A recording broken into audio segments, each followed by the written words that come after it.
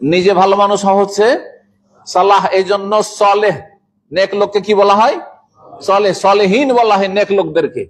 আর যারা অন্যদেরকে নেক ভালো মানুষ বানাবার চেষ্টা করে, এই কারখানায় যারা কাজ করে তাদেরকে মুসলিহীন বলে, তাদেরকে সংস্কারক বলা হয়, তাদেরকে রিফর্মার বলা হয়, তাদেরকে মুজাদ্দিদ বলা হয়। যে আপনি তাদের মধ্যে নতুনত্ব নিয়ে আসছেন। আপনি তারা সরে যাচ্ছিল, পচে যাচ্ছিল, খারাপ হয়ে যাচ্ছিল, মরিচা লেগে যাচ্ছিল, তাদেরকে আপনি সুন্দর করার চেষ্টা করছেন। এই কারখানায় কাজ করবেন।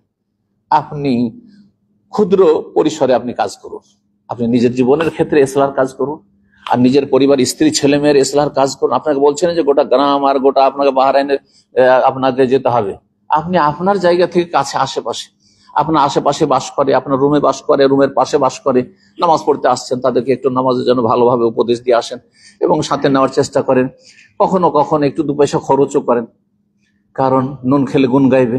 একটু খরচ করে তাহলে চা পানি করালেন, ভাই আর চলেন নামাজটা পড়ে আসি। তাহলে আরে না করতে পারবেন না, আপনার সাথে খারাপ আচরণটা অন্তত করতে পারবেন না। কিছু মাঝে মাঝে হাদিয়া তোহফা দিয়ে দিলেন, আপনি কিছু খরচ করেন আল্লাহ রাস্তায়, আল্লাহ যেন তৌফিক দান করেন। আপনার স্ত্রী ভালো হচ্ছে না, আপনি কিছু হাদিয়া দেন, খরচ করেন, হাদিয়া দেন। আপনার যে দিচ্ছে ঠিক আছে, এই যে তোমাকে সারপ্রাইজ দিব, কিন্তু তোমাকে পর্দা করতে হবে। তুমি মাথা ঢাকছো না, চেহারা ঢাকছো না, এটা করতে হবে তোমাকে, তাহলে একটা সারপ্রাইজ দিব তোমাকে।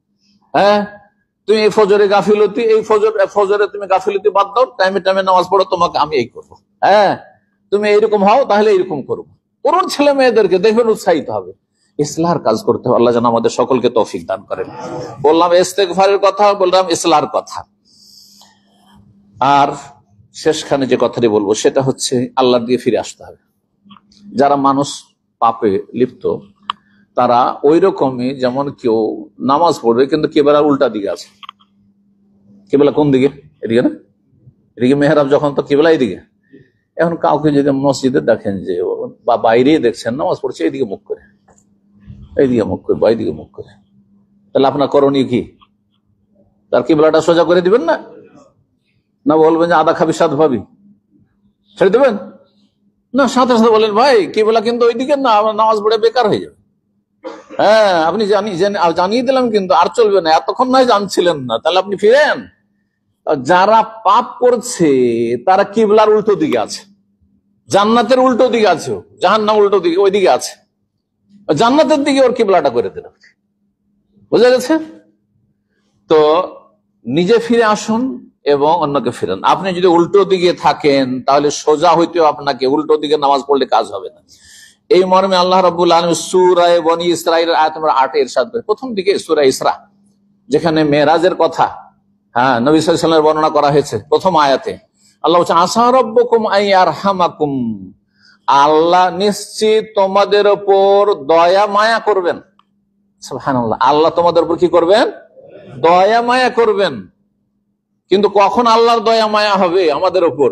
ওয়াইন উদ্তুম উদনা, আল্লাহ বলছেন যে তোমরা যদি ফিরে আসো আমার দিকে, আমি তোমাদের দিকে ফিরবো। একটা লোকের সাথে যদি মনোমালিন্য থাকে, আর যদি ও একটু কাত হয়ে চলছে, আপনি একটু কাত হয়ে চলেন, কখনো মিল হবে?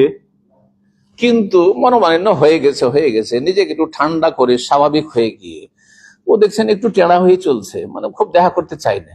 আপনি যদি ওর দিকে সালাম আলাইকুম, পারবে যেতেও সহজে, দাঁড়িয়ে যাবে, ঠিক না? ও একটু সোজা হয়ে যাবে।